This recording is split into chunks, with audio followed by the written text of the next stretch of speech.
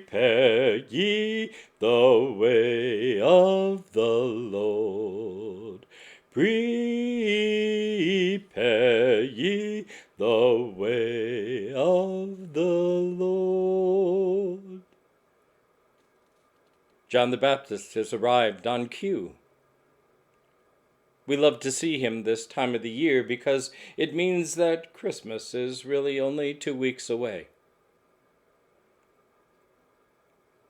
But John's message is a message to prepare, to make ready for the coming kingdom, to turn around and to see it coming, to be awake, alert, to prepare. As we have seen over the course of the last year, we don't do well with preparation, even for those events we see coming. We do even less well with the discipline that it takes to turn around and move in a different direction. Perhaps that's why John needs to show up this time of year, every year, to remind us that the kingdom is coming and it's time to prepare. What does this kingdom look like? For Mark, it's a very simple answer. It is a kingdom where things will be different. It is a worldview that will turn what we know now upside down. It will not be an easy transition, as he reminds us again and again when Jesus engages in those changes, storms brew. It will be a reversal, where the rich will become poor and the poor will become rich. It will be a world where boundaries matter little. Things like who is pure and clean and who is unclean, who is the outcast and who is the privileged. It will be a world where even the genetic differences between us will be celebrated, between black and white, male and female, young and old. John's call to prepare is an invitation to live into that coming kingdom, even as it unfolds in our midst. To be ready for a new life and a new way of living. So how do we do that?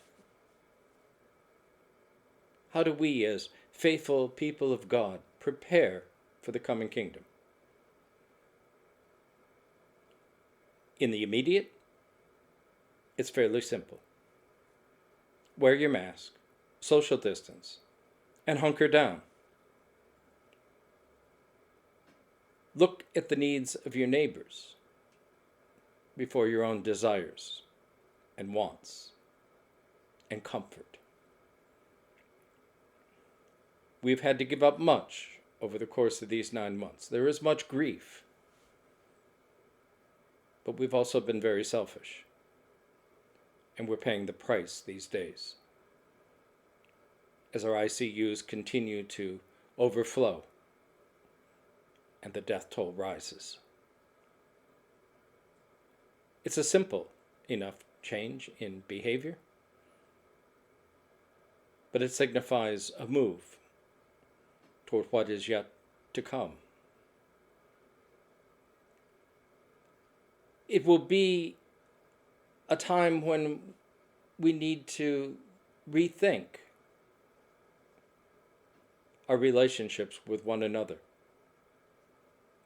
and all of the ways that we separate and categorize on color, of skin, of age, of sexual orientation, of economics, of gender. How have we used these things to divide us rather than unite us?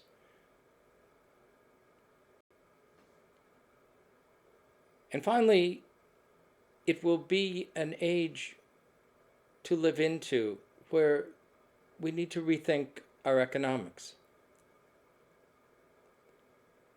How do we deal with the growing divide between rich and poor?